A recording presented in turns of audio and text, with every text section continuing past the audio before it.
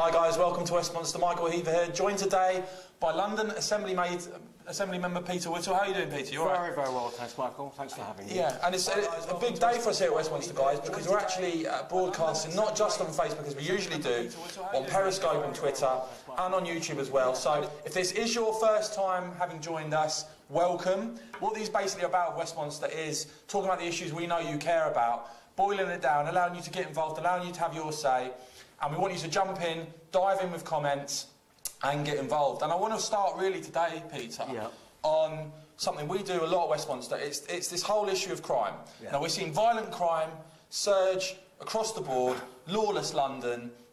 We saw, I know you're on the London Assembly Police and Crime Committee. That's right. And they had this report come out basically showing that there's been a 44% increase in gun crime offences since 2014, and also what they found, Peter, is that across the board there's been an increasing number of weapons coming in from Eastern Europe. Yeah. So what do you make of this? What's the solution? I mean, I think it's an appalling situation, and I think the problem is Michael, is that we have got a weak mayor. We have got a weak mayor who is far more interested in virtue signalling about Donald Trump, commissioning reports saying how terrible Brexit's going to be, and this is appalling. The fact is, on New Year's Eve, if you remember, to go back to New Year's Eve, there were 4 young men killed. Now, if that had been as a result of like a crush around the fireworks, right, it would have been called a disaster. We would still be talking about it now. It would have been something that, you know, maybe we wouldn't have fireworks anymore or something like that. Something would have been done. The problem is that because these were dotted around London, somehow or other, it kind of becomes a new normal. And I mean, that is simply appalling. There should be far more rigorous stop and search. It's as simple as that. I mean, the whole message has been that, essentially, is that whether it was Theresa May going back as Home Secretary or indeed with Sadiq Khan, who actually said, I will do everything I possibly can to get rid of stop and search. He said that before he became mayor. That sends out all sorts of messages. People therefore think, oh, it's okay to carry a knife, it's okay to carry a gun, it's okay to these sorts of things. And this has been disastrous. And obviously he's done a bit of a U-turn on this, but only after extraordinary pressure, you know? Yeah, and I think, you know, the comments are rolling already. I think, basically, as far as I can tell, in terms of what people are concerned about now, is this sense that, as you say, this is becoming, and guys, do let us know what you think, this is becoming almost normal. And that, can you imagine, guys, you know, a few years ago, if there'd been 4, as you say, 4 young men stabbed to death, 4 separate incidents, all within a few hours of each other. And the thing that struck me, Peter, I don't know about you, is the complete lack of outrage. Yes, it's been forgotten. Well, look, the thing is that we've got in London, I'm a Londoner born and bred, right? I love this city, but what we've got in London, what we've had now for quite some time, is this kind of narrative about London that it is the most wonderful place, it is like everyone should emulate it and all the rest of it. You've got to somehow or other keep that narrative in place, whatever happens in their eyes. This is the problem, right? And I would say that in the case of knife crime, it's a very specific thing. These are mostly young black guys killing other young black guys. And in an odd way, and this has to be made this point, in an odd way, therefore, it doesn't affect large parts of the London population. So somehow or other, they forget about it. And the fact is, it is appalling what's happening to these kids. It's appalling what's happening to these kids. And one thing is for certain is that many members of the community, actually, and of the black community, want there to be stop and search. Originally, it was done in a very, very indiscriminate way, no question about it. But the fact is, you've got to have it, and rather than simply say, well, we don't have it, and then have this appalling surge in knife crime. Well, this is just terrible. Well, look, guys, you can rely on Westminster bringing these issues up. If you're enjoying what you're seeing, don't forget to like, follow us, give us a thumbs up, help spread the word of Westminster, because we're going to tackle these issues. We're going to be doing it in depth with Peter Whittle here today. No BS, no edits. We're going to sit down and properly go through these issues, because I don't think the issue of crime and the violent surge that's been going on has been talked about nearly enough, I think, and at the end of the day it's something that does affect us all. If the streets are less safe, they're more safe for me, for you, for our young people, for our kids, for our parents, everyone. So anyway, let's, and just in terms of this report that came out from the London Assembly, Peter, I just want to give people a sense of the scale of this, because as I say, they basically said that gun crime has surged by 44% since 2014. 2,500 gun crimes in the year ending October 2017, which included 770 guns being fired. And 15, this is the bit as well that people need to remember. I'm sick to death of reading these stories of these young, and they're always youngsters, they tend to be. 59% of offenders of gun crime aged 25 or younger. So this is clearly an issue now that needs to be tackled amongst the youth of London and in cities elsewhere. It's got to be tackled amongst the youth of London, but you have got to have... Look, the mayor is a very important symbolic position, if nothing else, right? And the fact is that you have got to have him speaking out on these issues, being harsh and hard and fast about it, and not just doing what he does now, which is virtue signal, which is have a go at Trump, which is basically to go on and on about Brexit and use it basically as a platform for a launch to become leader of the Labour Party. The fact is you have to have somebody who's going to take an absolute lead, and that is what we are not seeing at the moment. I do my very best on the Crime Police Committee. I know David Curtin, you know, who's my colleague, does the same on his committees. We actually do mention as much as we can on these topics in the Assembly. Can I just give you, just go on to another topic briefly? Is that the point about City Hall, and I'd like people to sort of realise this really, we're there as a kind of scrutinising body. That's what the London Assembly people do. Because I think that a lot of people, to be fair, don't actually realise what the London Assembly's function actually is, to be fair. No, fair enough. Why should they? The thing is, we're there to scrutinise the mayor, we're there to scrutinise the police commissioner and all of this sort of thing. We're a scrutinising body. But the whole place, really, is just imbued with issues of gender, class, diversity, all of this sort of stuff. It's one of the most intellectually unstimulating places I think I've ever been, right? But what I would say is that nobody, for example, talks about migration. Nobody talks about migration when it comes to the London Assembly, apart from me and David. Apart from me and David. This is the kind of atmosphere you're dealing with. But when it comes to issues such as this, when it comes to crime, gun crime and knife crime, you need a strong mayor. You cannot keep blaming it on central government. Well, speaking on that, Ian sent a question on Twitter, and thanks very much for your question there, Ian. And do keep them coming in, guys. We're going to try and get through as many as we can. Ian asks, I think this is an interesting point, Peter. I wonder if Boris Johnson was still the mayor of London and these figures were the same in what we're seeing. Would there be a far bigger outcry with BBC, Sky running long news articles on it? I think a sense that perhaps there from Ian that Sadiq Khan is not being held to the same level of scrutiny on this and blamed for this as if it had been a Tory mayor. What do you think? I think it's absolutely undoubtedly the case. It's also the true of the Evening Standard. You know, the Evening Standard, which is... George Osborne's Evening Standard? Which is London's paper, you know, which is somehow or other very supportive of Sadiq. Yes, of course, I think that is without question the case. It would have been, if it had been someone who's considered to be right-wing, although, you know, I question that, but, yeah, definitely there would have been much more criticism. It's extraordinary. As you said, Michael, this is a huge story, the surge in violent crime in London, and you're not really seeing it really being covered by the broadcast media. You're just not... occasional discussions on things like Newsnight, right, which you are just about to overtake, I think, anyway, in the amount of people who view you. We're not doing bad, guys. We're doing all right. You keep going, because this is where you see it. But on the whole, as you said, these are extraordinary and terrible things that are happening in London, and yet it somehow or other seems to be going past. OK, well, look, a few more stats I'd like to throw out here. As I say, what we're doing with Westminster, guys, we're really getting these subjects out there, and we're going to discuss them, going over with a fine-tooth comb, because as far as I can tell, when it comes to safety and security on the streets, there is no more important issue, really. You've obviously got Brexit, but when you've got these young kids being killed. You know, nearly all young men being killed. It's horrific. And so when we look at the national picture now, these were the violent crime stats that came out for England and Wales just the other day. And again, I mean, it's absolutely ridiculous. Violent offences up 20%. This is year on year. And the year ending September 2017. Knife crime up 21% in a year. Gun crime up 20% in a year. Other offences up. Robberies up 29%. Rape as well. Recorded rape up 29%. That's not over sort of a 5-year period. That's year on year. So this violent surge that we're seeing, it's incredibly significant statistically, and it's happened over a relatively limited amount of time. Well, what the police will often say is that it's about reporting, that people are reporting things more.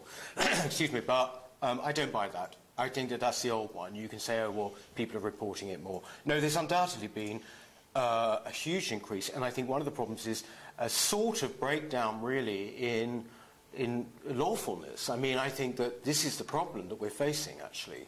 And a sense of that the police simply have lost control, you know, that in fact these things now are increasing, and that somehow or other, you know, because I'm a very strong believer in law and order, but somehow or other, the government and the police and the various law enforcement agencies are too soft. It's as simple as that. Couple of more comments flowing through. Thank you very much. Do keep them coming, guys. Mark is saying London vote for Sadiq Khan.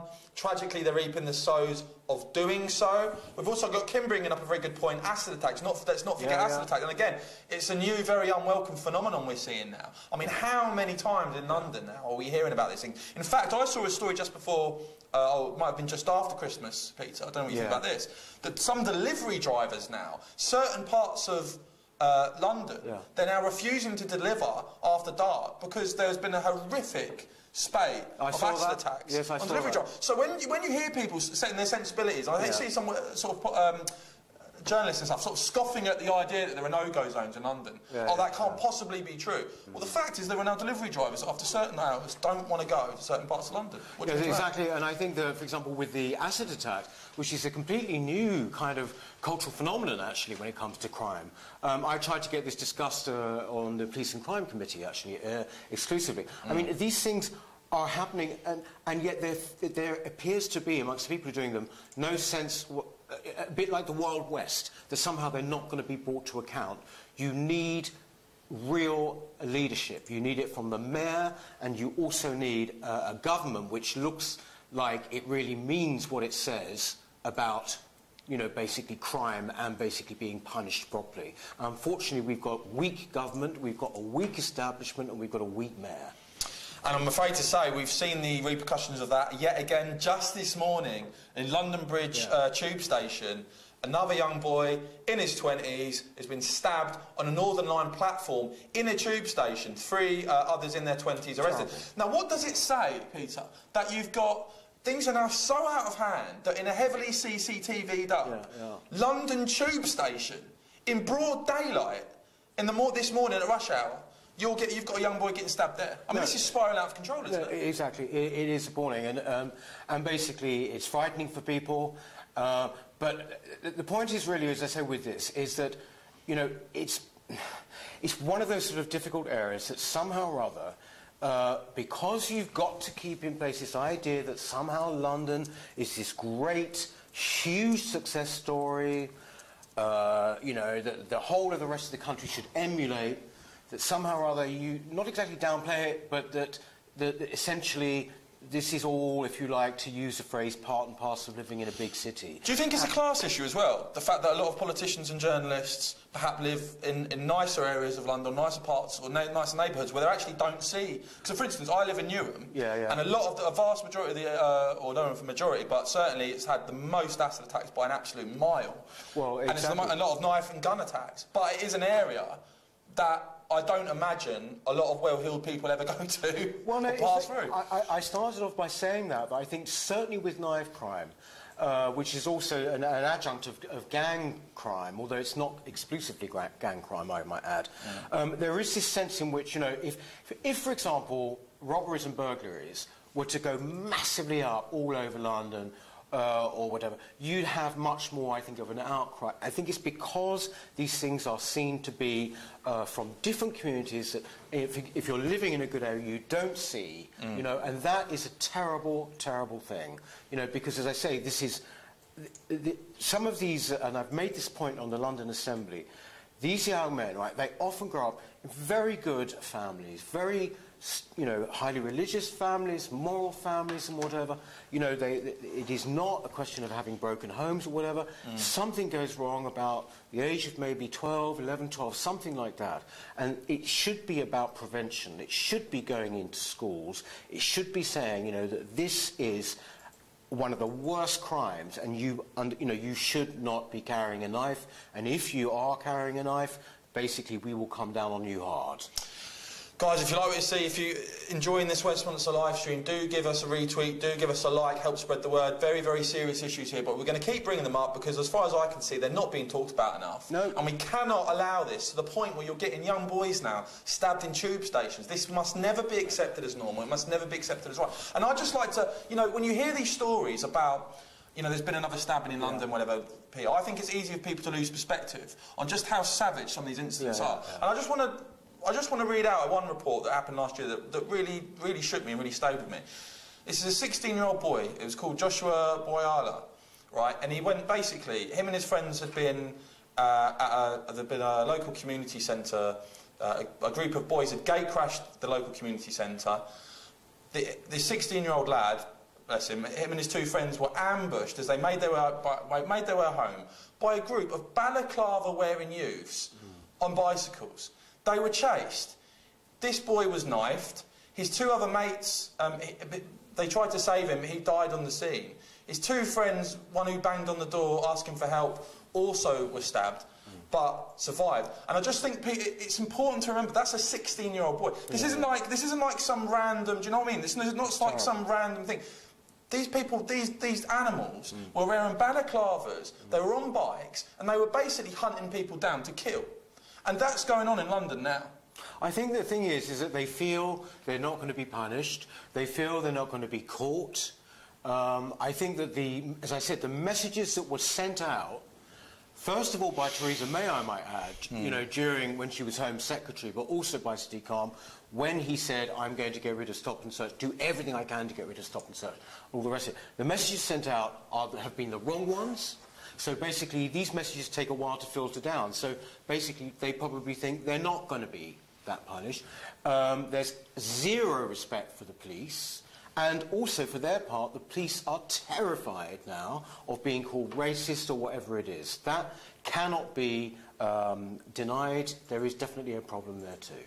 Interesting. We've got an interesting comment here from Paul, who's obviously not a fan of Sadiq Khan. He says, can there be a vote of no confidence in the mayor? I'm afraid not, actually. Oh, okay. Paul, was it Paul?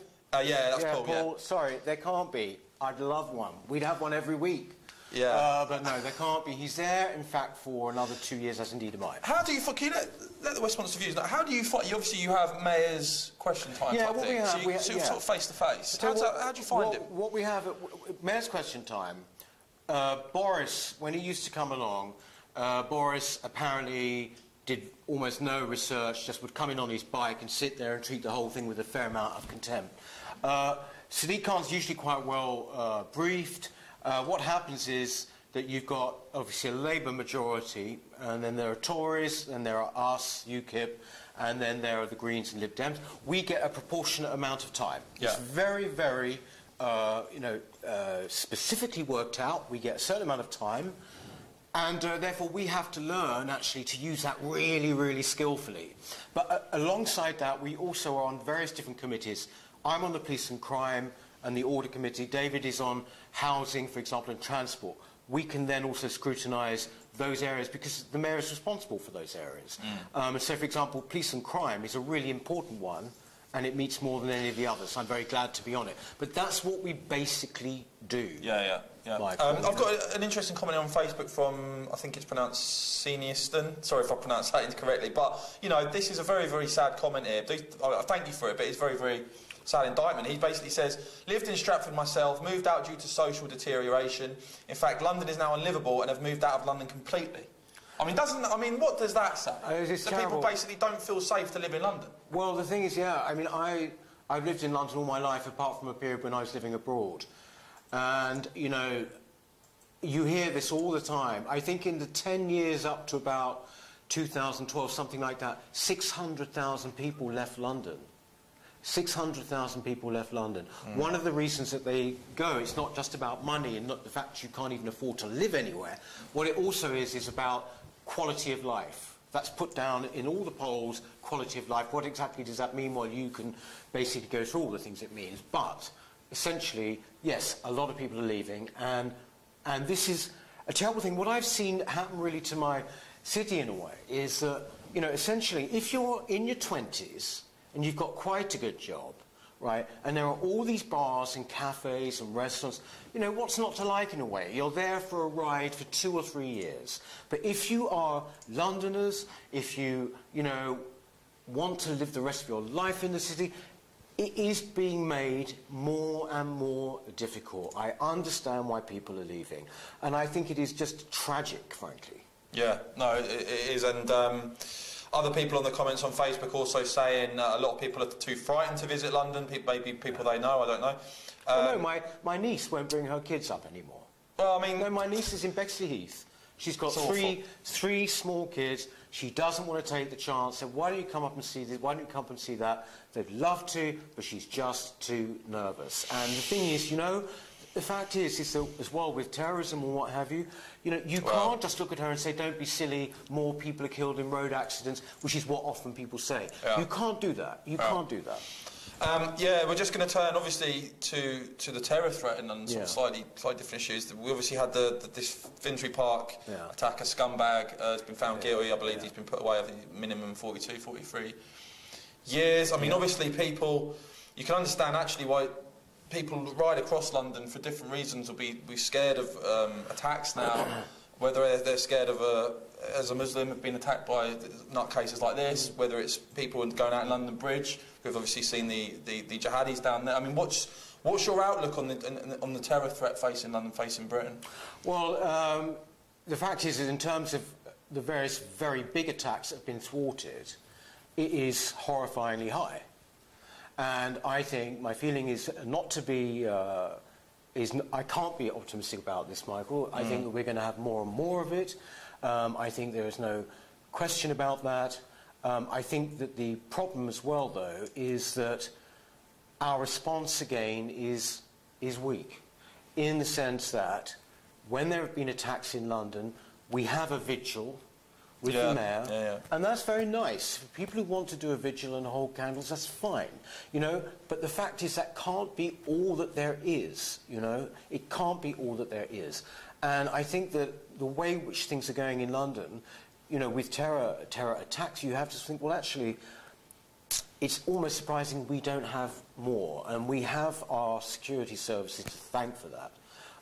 But undoubtedly, I understand why people don't want to come. It affects things like Americans coming over, for example, as well. But it affects, you know, people walking around in the street. You're on the tube or whatever. You know, you're on the tube and you'll think, you know, for example, the Parsons Green bomb that, you know, did not go off, if you remember, last year. That could have been apparently the worst attack London had seen in terms of the amount of people it could have killed.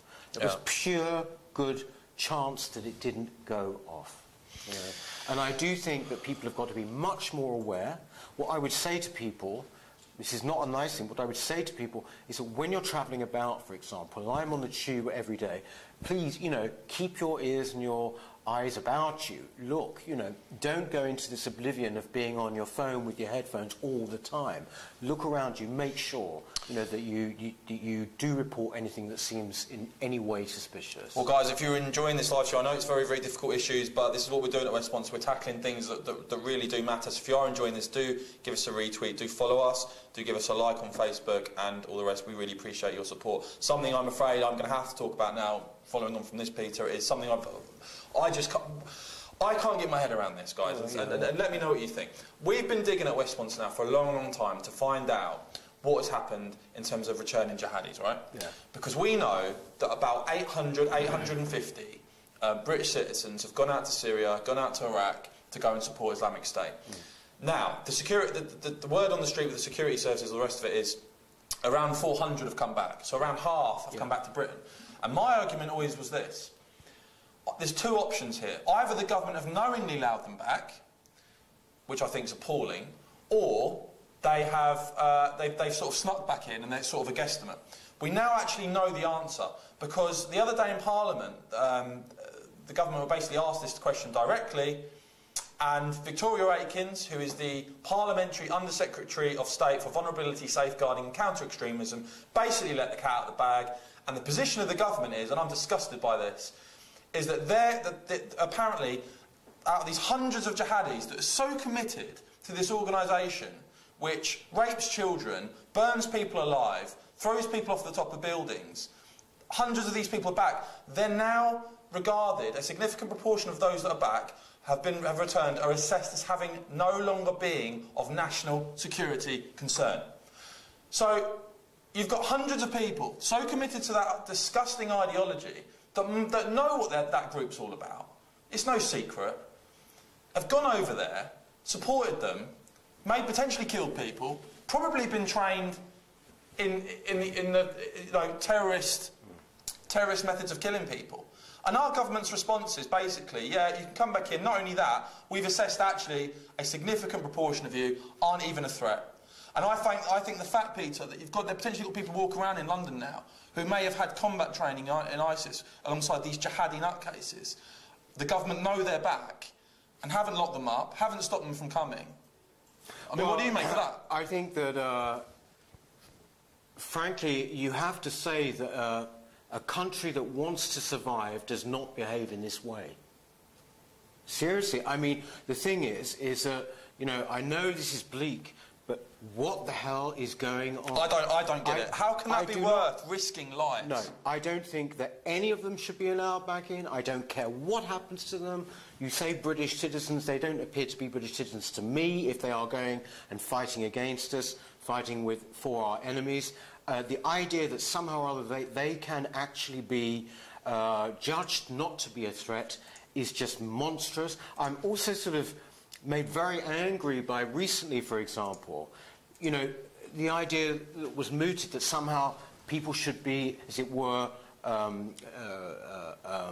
given houses, for example, possibly as a way of kind of rejuvenating them and rehabilitating them. And so we've got homeless veterans on the streets, haven't we? But we've got potentially jihadis getting houses. People look at this and they think, this is Alice in Wonderland. What is going on with my country?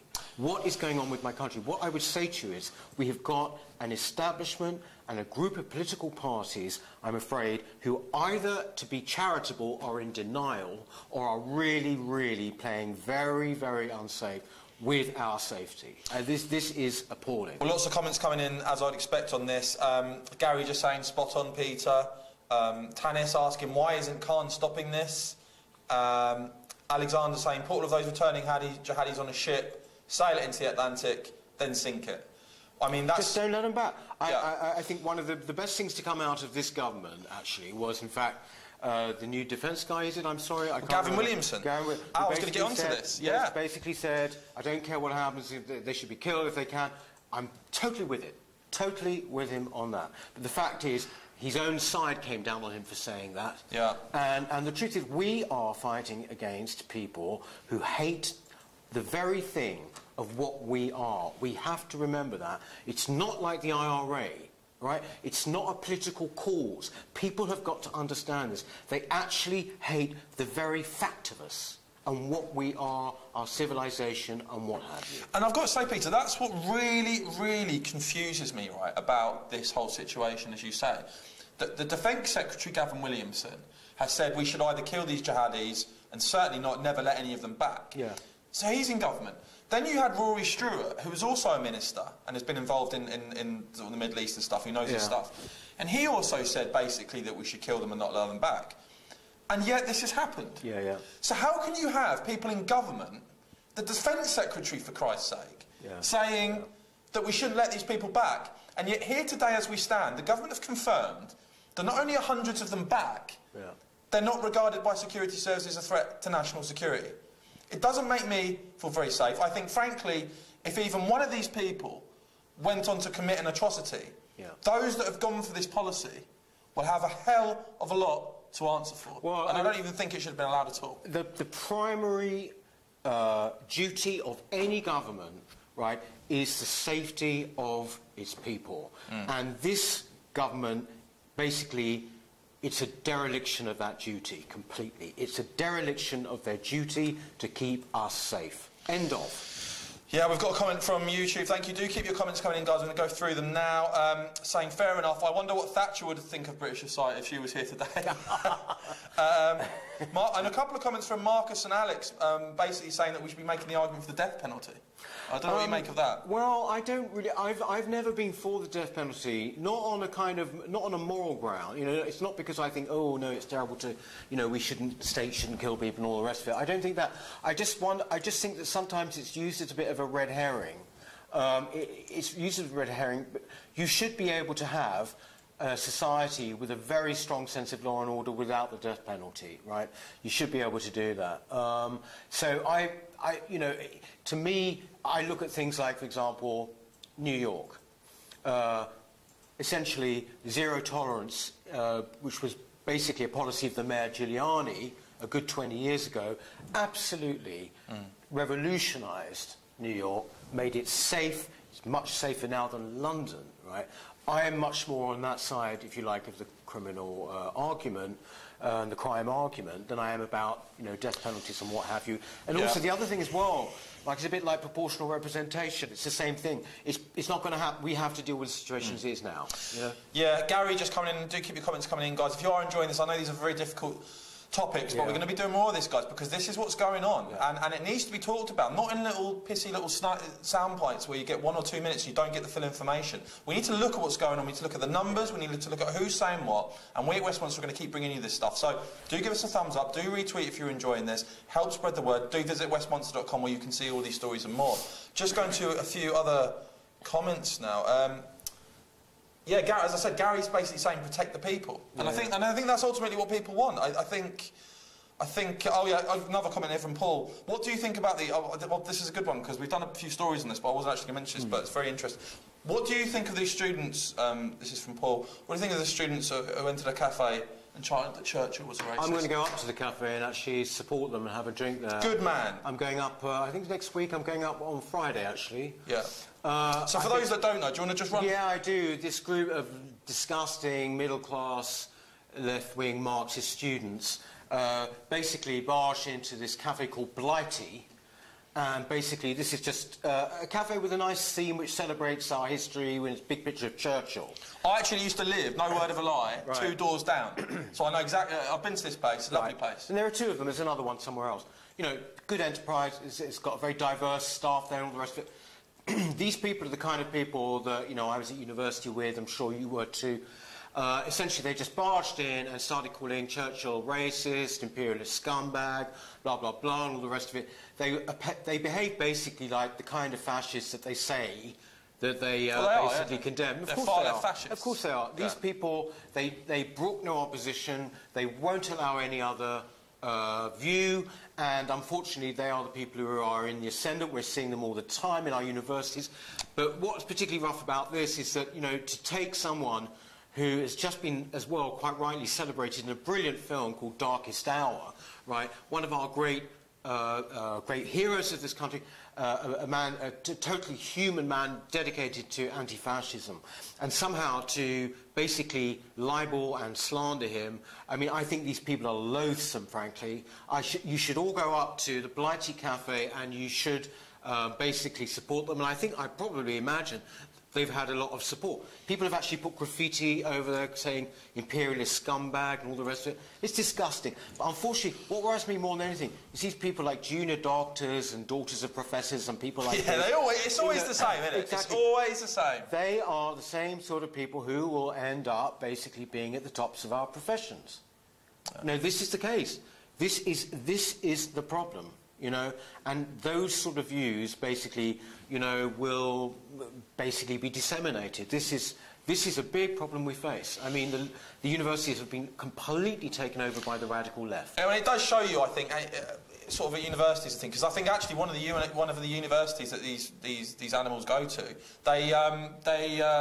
basically backed it up. They backed them up. Yeah. The student union basically said, oh yeah, no, Churchill is a war criminal. And it shows you the level of indoctrination, and I've seen it time and time again, I've heard of it time and time again, obviously went to university and seen it myself. The level of indoctrination of just, frankly, bizarre. You know, the idea that of anyone you can pick, you would go and have a go at Churchill. I mean, what planet are they living on? Have some respect. Well, no, they don't even know what respect is. What you got to, I think, what we've got to sort of realise about this is that when it comes to the academic world, when it comes to university, when it comes to our educational establishment, when it comes to all sorts of institutions, you know, basically the left have infiltrated many of them over a period of time. The hard left over a period of time. Interestingly, Brexit, when Brexit happened, you know, you had people who did not want to leave the EU, fair enough. I'm not going to tar them all with the same brush. But what also happened is it flushed out what I would call the Britain haters. They are people who hate their own nationality, they're self-loathing, they hate the fact that they're white, for example, and most of these people I would say, it's interesting to look at. They basically hate our history, they hate everything about us, they hate capitalism, and all the things that have given them the life they have, basically, they hate. Yeah, interesting. Larry commenting, thanks for your comment, Larry. If Churchill was a war criminal, does that make Hitler a good man? I mean, that's the logical extension of their argument, isn't it? Do you know what? I mean, if you want to have a go at Churchill, the man that smashed the Nazis. No, what you should side ask, are they on? What you should ask these people is that they're so sort of pacifist, they're so anti-fascist, whatever. Would they have fought in 1940? Would they have gone and fought against a real, disgusting, monstrous fascist like Hitler? Would they have done that?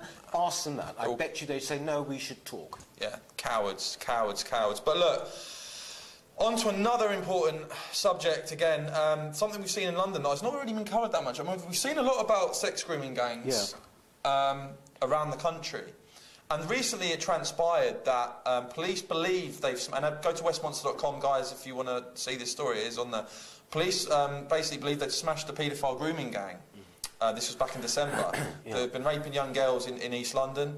And it's believed that they've been operating out of McDonald's. 4 girls between 13 and 15 claim they've been raped. It's feared as many as 30 girls could be victims. Just before we start this video, something that strikes me, again, I live in Europe. The thing that strikes me about this is it's all the same sort of radius of East London, a lot of this stuff. The acid attacks. It's your Stratfords, it's your Canning Towns, it's the Barkings. A lot of these knife attacks and acid attacks and potentially grooming gangs, they all seem to be operating out of this relatively smallish part, or sort of one part of London. I mean, I think that with the grooming gangs thing, definitely I have...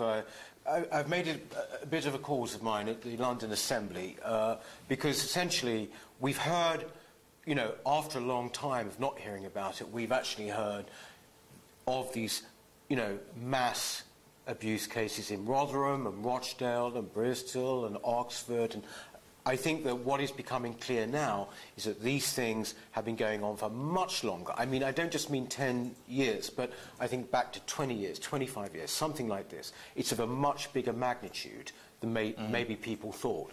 My feeling was, well, wait a minute, here we are in London, city of 8.5 million people or whatever. What is the situation here? Because we don't really hear much about it. So I have actually questioned... You've looked into this? Yes, I have. Okay. I questioned the Chief Commissioner of the Met, Cressida Dick, about this before Christmas. It was actually covered, I don't know whether you covered it, but it was covered in the press because it was very disappointing what she actually came out with. I asked her specifically about grooming gangs. This is Asian men, Muslim men, grooming white young girls. And basically she wouldn't accept my characterisation, as she put it, of the problem. And also said that it was something that had been going on possibly for a long, long time, centuries even, without a name. So she's just trying to play it down. In other words, playing it down, prevaricating and playing it down. And that, and you can see that, it's actually on my Twitter feed. It's, you know, it was in open session, you know, it's all there for you to see. And I thought, right, you know, I'm actually going to really look into this in London, which is what I'm doing at the moment. You can't go to the Chief Commissioner or the Mayor, whatever, and expect necessarily to get straight answers. So therefore, I thought, right, well, you've got to do an investigation into this yourself. Interesting. We'll have to see what comes from that, Peter. But I certainly think we'll have you back on when we see any more come out from that. We're just going to sort of change our focus now and get on to and something I know that people that follow Westminster are very, very concerned about. It's Brexit, but it's also more than Brexit. It's specifically the border issue, Peter. Because I know you guys, and tell me what you think, dive in the comments, but a real feeling that, you know, the Leave campaign won Brexit on the immigration issue, on taking back control of our borders, on ending mass migration, on getting that migration down to the tens of thousands, and yet you now hear so little about it. And what struck me was that we've now seen in Calais. Obviously, you had President Macron over here with Theresa May. The Prime Minister agreed basically to give the French 45 million quid and take in more migrants. We've just got a story today that I think this was last night this actually happened. Again, go on westminster.com to go and see this, guys, and do give us a thumbs up and retweet if you're enjoying this video, by the way. But that last night in Calais, there was a huge brawl that's ended up with 5 migrants being shot, 22 people in hospital, and just people stabbed, and it sounds like complete mayhem. And it seems to me, Peter, that yet again, when it comes to borders, you send out a weak message on the security of your borders, and you certainly, you know, there's been absolutely no talk really about when we're actually going to start bringing down numbers.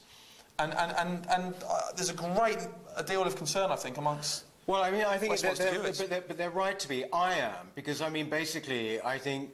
The main thing is here, Michael, is that there is not the will to deal with migration, right? Why not? All sorts of reasons. I think that possibly what it is, on the one hand, is kind of, it's from the left, it's this liberal idea and belief in multiculturalism and hatred generally for nation states, right? And on the right, you've also got this idea that somehow there should be free flow of people and the market is the only thing that matters. So you've got two things there coming together. I would say there is no question about it. Immigration was the main deciding factor in the Brexit vote. It was certainly one of the reasons I got involved in UKIP in the first place, without question. I think it's the biggest, the most important issue of our time, actually, migration. And yet there is no will. We're now realising that, in fact, it might be up to about 2021 that we have the situation we have now in terms of borders. Totally unacceptable. And I think that the problem is that basically our establishment does not care. Also, the other thing, which is terribly important, is that if you look at the way Brexit has been discussed in the media, it's all along economic lines. It's all along. Well, we saw Project Fur Mark II rear its ugly head this week, didn't we? All along economic lines, which of course they're losing anyway. I really believe the reason people voted like they did for Brexit was broadly on different issues. It was to do with the national identity, it was to do with a belief in our sovereignty, and it was certainly about migration and the desire to stop what has been unprecedented. This is unprecedented, these numbers, in modern history. Right? It's like you've carried out a massive experiment on a country. Right? And I don't like my country just simply being the object of an experiment. And people jumping in with comments here on Facebook about in terms of what's going on in Calais, and we've got Tanis saying, and they are heading our way. Anthony saying, coming to a town near you. Theresa May has buckled. I certainly think there's a lot, when people see what's going on in Calais, they'll, you know, the idea that, to me, Peter, tell me if I'm wrong here. What I don't get with the whole Calais situation, and obviously that's different from this mass migration control boards, but in terms of the Calais situation, you've obviously got gangs down there that have got guns, that have got knives, that are willing to use them. You've seen the terrible trouble lorry drivers down there have had. Horrendous. Why have the French not simply, if you're breaking the law, you get put in prison, if you have no right to be in the country, you get deported, and the French have allowed this to go on, year in, year out, and their answer is, well, give us some money. I know. How many of these people do you think last night, these hundreds of people that were brawling, are actually going to either be locked up or deported? I bet you most of them are back out. Right, exactly. Actually, you know, interestingly, just go back to our talk earlier about terrorism. The guy, of course, who came and put the bomb that didn't explode on Parsons Green, he was originally in the Calais jungle, you know, and got here as an asylum seeker, underage, I believe, you know, or pretending to be a minor. I mean, the fact is with this thing is that, you know, this is why I get so frustrated with the political situation as it is party-wise at the moment. This, to me, is one of the crucial issues, and the complete impotence of our political establishment or the complete sense of lack of will to do anything about it is one of the most depressing things. It's not just an economic thing. You know, Matthew Goodwin, you know Matthew Goodwin, Professor Matthew Goodwin, he's written about, UKIP has written about, he sort of said that basically, without question, the reason people voted for Brexit was to get control of our sovereignty again and also our borders. And, you know, I'm being repetitive on this point, but it is the main point. The problem is that our government is a weak one, but also Europe generally is weak on this issue.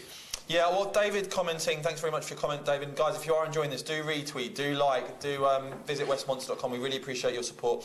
David basically saying there's no political will, the people want immigration stopped and our country back so we can sort out the mess the EU and our establishment has created. Yeah, he's right. If you had to put money on it as we stand now, in 3 or 4 years' time, do you think there'll be significant change to Britain's immigration policy? Do you think we'll have a reduction? No. You don't? No. You just don't think the government will deliver? I don't. I think it will be prolonged.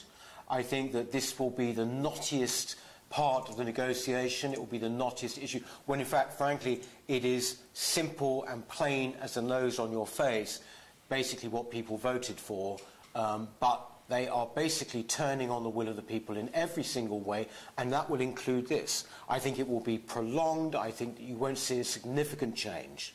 And I think that one of the reasons for this is that, you know, our establishment, political parties, are addicted to migration. You know, and why? Well, because, as I said, I think partly it is just simply an economic one. Cheap labour, it always has been that. And also consumers for your products, right? So basically, if you go to and speak to free marketeers, for example, as I said, they don't like borders, they want free movement and all the rest of it, because they just simply want people to pay and to sell things. Well, it's a feeding frenzy for big business, isn't it? Exactly. Yeah. And that, I do not agree with that. I'm not a free market fundamentalist in that way. But equally, you've also got the kind of whole anti-nation, multiculturalists, basically, who've joined up with them in a strange, unholy alliance. That's what's happened. And that is a very strong lobby.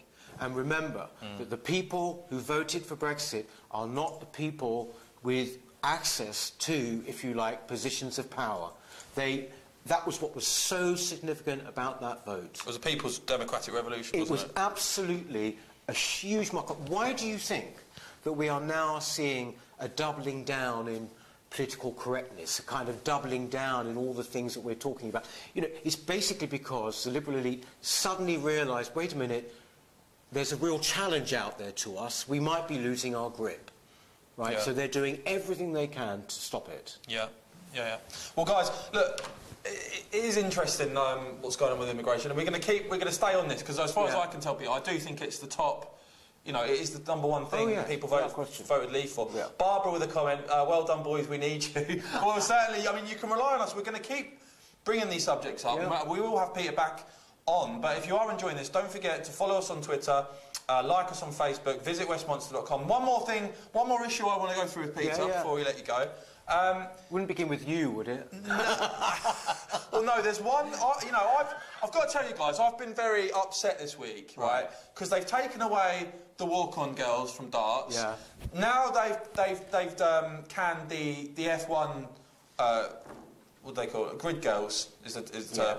And you know, the whole thing's completely mad as far as I can tell. These are young, successful, very good-looking models out there making some serious good wonga.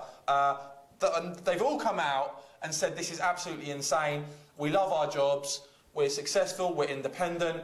And it's this new sort of frumpy middle-class feminism, I would characterise it as, that's basically very sneering, very snobby, and we want women to be free as long as sort of we approve of it. Would you agree with that? I think it's exactly right, and I think you saw a very, very good example of that on Good Morning Britain, where you have one of the sort of like academic feminists up against two of the darts girls, you know, and it was actually a class thing. It really was a class thing. But I think the overall thing here, Mike, is very, very important that feminism, right, is in a real crisis.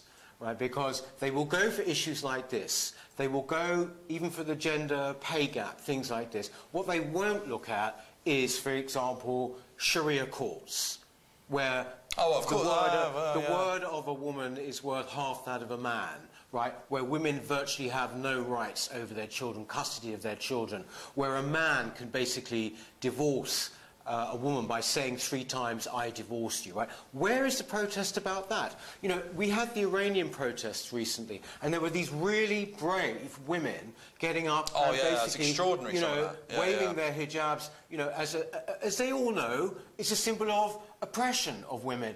Where are the protests from our feminists in The Guardian over that? Nothing. What they do is say, basically, these are privileged, white feminist women, middle-class women, who are going down one particular route, and they are completely ignoring the basic problems that women are facing all over the world, and indeed in this country now. Yeah, and the thing that got me about it, I started looking into some of this stuff this week of what's going on in Iran, because you're right, I mean, there's videos over there. This really got me, guys. If you think about this, the parallel, that in Iran at the minute, there's one particular video I saw of a woman, an elderly woman, who could barely walk. She was sort of struggling. She got herself up, you know, and defiantly took off her hijab. And I looked into what's going on with the hijab in England right now, right? Did you know there's an East London school where the headmaster basically decided, no, we don't want girls under the age of 8 wearing a hijab. And the backlash was so big that they gave up. I then looked into it further. Did you know that there are schools in this country, state-funded schools and private schools, where the hijab is now compulsory? Yeah. It's part of the school. So if you're a Muslim girl or any other religion and you want to go to this school, you have to wear the hijab. How is that choice? How is that empowerment? When you're basically forcing people to wear it as part of a uniform. Well, you see, you're forcing people to wear it as part of the uniform, but actually kids, right? You're forcing kids. And the thing is, as well, about the hijab, it's about modesty. Now, why should a 7- or 6-year-old girl have to show modesty? Why? You know, this is just, it is utterly and utterly wrong. And the fact is that in the case in the East End that you mentioned there, I mean, what the head had to contend with was appalling, you know, and unfortunately this is, you know, there is a massive backdraft that people get after they make these stands. But the fact remains, where are the feminists when it comes to these issues, Michael? No, they're worrying about darts. They're worrying about, you know, things on telly, television shows. That's all they're worrying about. Yeah. I mean, what is the mentality of someone who's living in England, maybe been born in England, raising their family in England, and why do they want girls under the age of 8 to wear the hijab? Because I don't understand it. Because, without wishing to open up a whole different can of worms, essentially we have multiculturalism, the doctrine of multiculturalism, which said basically you don't have to integrate. You know, we are just all a whole set of communities together, blah, blah, blah. So essentially there are many people who have grown up quite outside, if you like, of what we would consider to be mainstream British society. This is nothing that I'm particularly saying that's new. Trevor Phillips, you know, who ran the Race Commission, for example, has said this in much stronger language than I'm using. And this is one of the reasons. If you say to people, no, if you haven't got the confidence in your own values so that you can actually say this is what we are, people will carry on doing, you know, basically what they've always done. I agree. We need to assert British values. Well, we're going to be doing lots more of this type of stuff on my sponsor, guys. Make sure that you're liking, following us, all the rest of it. If you have enjoyed, give us a thumbs up, retweet. One more thing I just want to end on. Mr. Ed on YouTube saying Peter Whittle would make a good leader. So in terms of just what is going on in terms of UKIP? What's the latest? Search me, Garth. Search me. Well, perhaps we'll find out in the coming months. But thanks very much for joining us today, Peter. And guys, thank you so much for joining us. Lots more to come. Visit westmonster.com. Make sure you're following us on Twitter, Facebook, all the rest of it. And we'll see you soon.